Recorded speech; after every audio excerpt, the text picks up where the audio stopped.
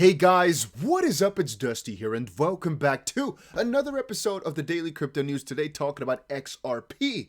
If you guys like XRP videos, make sure you like the video and let us cover exactly what's going on. Couple quick things to say. Last week here has been really interesting, mostly regarding the lawsuit and specifically about a certain individual from the SEC, William Hinman, because Ripple now wants to get his documents out there, and so we're following along with that story. In the wake of their ongoing battle with the SEC, Stuart Alroty, general counsel at Ripple, quoted this: "I laid out a few thoughts today in Fortune on the need for congressional oversight of the SEC after the recent collapse of BlockFi and FTX, among others." Brad Garlinghouse, the CEO of Ripple, said this about it: "I know some may forget this fact from time to time, but as Stuart Alroty so eloquently said, the SEC can only exercise the authority expressly granted to it by Congress." Check out more in Stu's op-ed below. Now, if you guys understand the situation that's been going around for the last couple of weeks with, for example,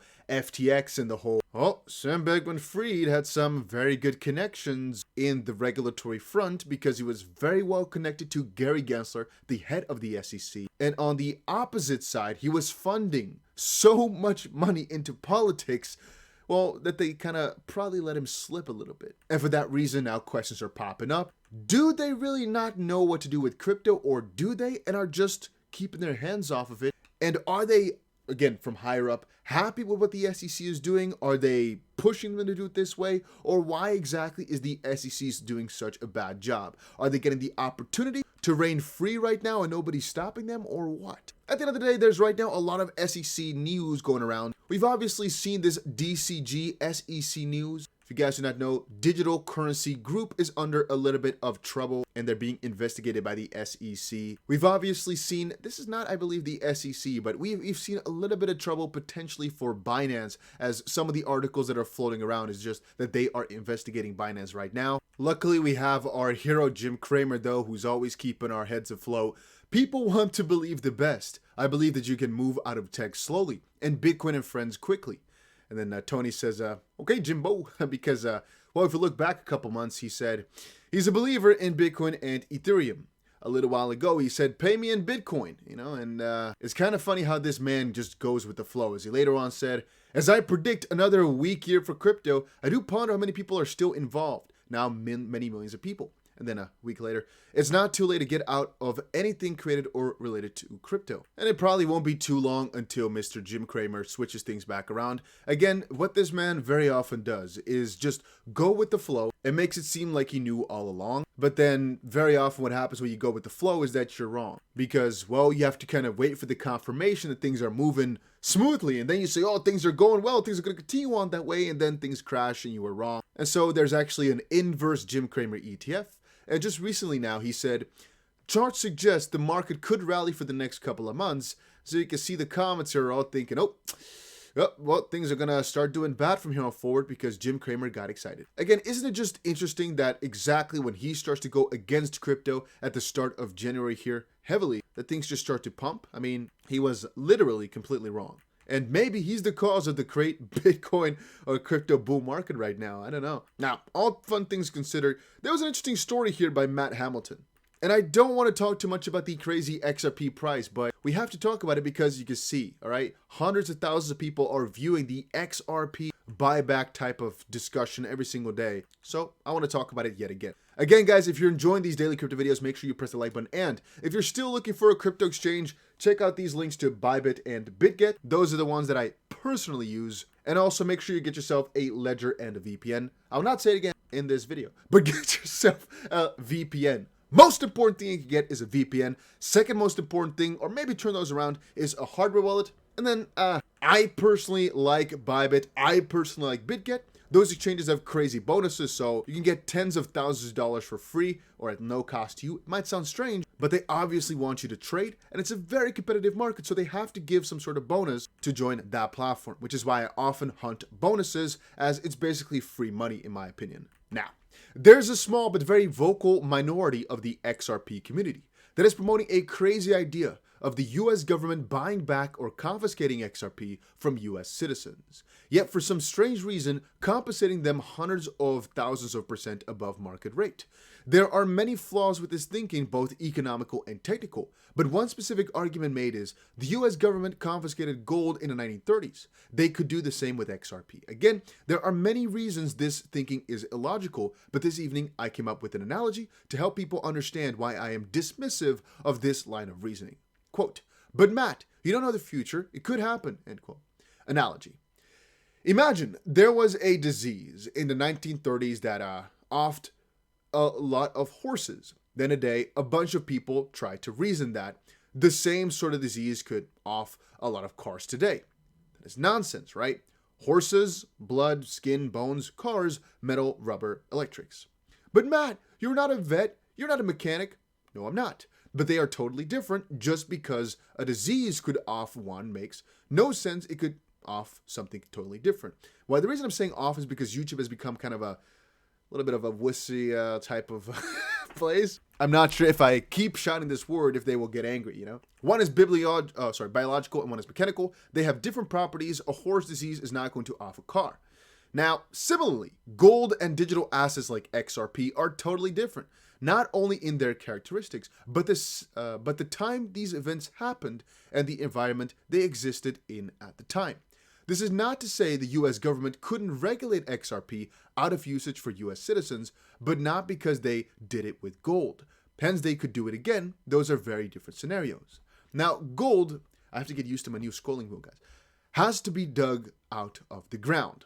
I can't create a new gold in my living room. In the 1930s, if I wanted to sell gold, I had to physically take it somewhere to sell it. This limits my market. Digital assets I can move anywhere and sell anywhere in the world in seconds. Digital assets like XRP and Bitcoin have no intrinsic value. They are numbers and code on computers, and their value is what we ascribe to them, mostly due to scarcity and utility. And their value is because a decentralized group of people agree on a set of rules to transact them.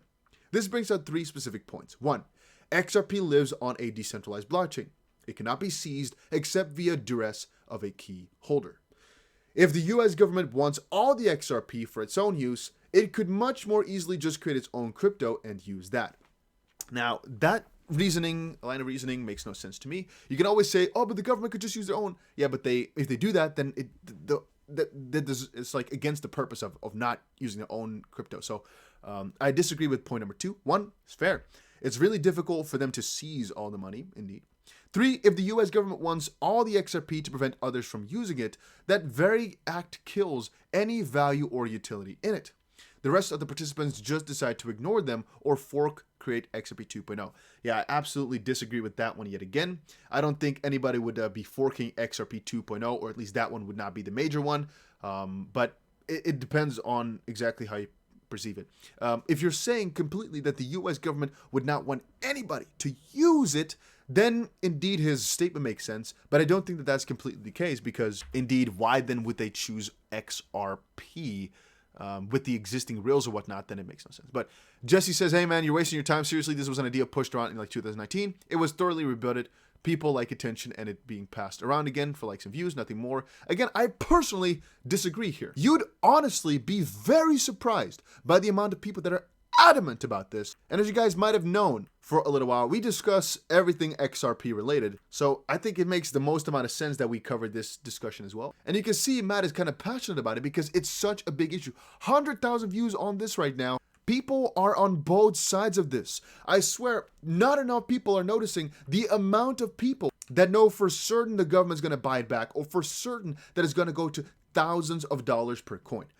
All I'm saying is, hey, the value could go anywhere, but I don't think it's smart to expect it to go to X amount of dollars. But if I look at my comment section, every single time we discuss this, the number one comment is people saying, but it could happen, or you're getting it wrong, which I don't mind. Please, if you guys can, prove me wrong, because that's how we grow. But I think this person in the comment section is not understanding just how big a deal this is, really. And the reason he is going so against it is he says, because it makes the XRP community look like a lunatic asylum. Just like 589 did before, it is embarrassing and detrimental to getting adoption of XRP. I guess he's trying to say that if we act like lunatics, in his own words, then there won't be as much utility in all this, or what? Now, we have to look at what Ashley says, because Ashley here makes a little bit of a point. Matt, I think there's a disconnect between what they are saying and what you are debating. They are saying that they believe XRP is extremely valuable at any price point, and that at some point the government may want to take some of it for themselves, or may want to take everything for themselves. Not a crazy theory, in my opinion. That's what Ashley says. There, we can kind of get back on that. That's not too crazy of a theory. That's not too crazy to say, in my opinion. Matt, however, debunks by saying, if that was all they were saying, they'd not have such an issue with it. Even if it's still unlikely, he's a negative Nancy. But when you look at it, the valuations they are talking about, you realize it's just complete nonsense. However, one of the things which I noticed as well a lot in the comments section, and of course, guys, I learned as well from reading, is that the 35,000 price point was just a general point, and so it could have been any value. Again, I'm still not the best of friends with Valil, but I will, of course, come out and say now that maybe I took it out of context as well. Like XRP King Kong here says, think you're taking Valil proposal out of context. The idea is to protect retail XRP holders in case government says we're taking it for almost nothing, like gold in the 30s. And Matt says, from everything they've said about it, it sounds completely unworkable. Maybe one day they will publish the actual proposal and we'll see, but I don't hold up much hope. And again, the moment that they actually ask money for this proposal is the moment that I'm going to completely change my mind of Valil and go on the complete hate train. Because if you're going for such a proposal, right, if you're really saying XRP is going to go to this or that value and we really believe it for this and that reason, publish thou results. If it's going to be hidden behind a paywall, I lose every inch of respect for them, and I will consider them a quote-unquote scam. Is that the truth? No, but that's what I consider them to be. Just spreading nonsense to then capitalize on it and make a lot of money. Even if it's just one XRP, I'm not going to stand by that. Now, there's a couple of good things. So Flip says, flip the switch.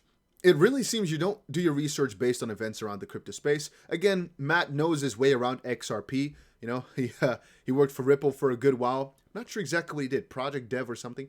It really seems you don't do your research. Because if you did, you would know that the potential of XRP price is way higher than the 30 cents at exchanges, even when nothing is guaranteed. Nobody's arguing against that. I think we all agree XRP is going to go pretty wild if the lawsuit is won. Matt says, oh, I'm pretty sure that the XRP price will increase. That is why I'm invested in it myself. Again, ex-Ripple employee, maybe it's head of business, I don't remember, or head of developer something. I just don't think the US government is going to buy back for some ridiculous valuation. And of course, the majority of people are just kind of like, hey, man, consider this, consider that, consider this. Maybe the Justice Department will force Ripple to buy back all the XRP, giving everyone a profit. There's just a lot of people on here who have different ideas and different thoughts. I'm going to close the chapter for right now, knowing that we don't know exactly what's going to happen. We can go on and reading more and more of these tweets, more and more theories, more and more stories. But all I know is that we don't know for sure. Just keep projecting your thoughts down below. Let's come to some theories together about all this. As to, why not? At the end of the day, guys, some people are very much against me talking about it.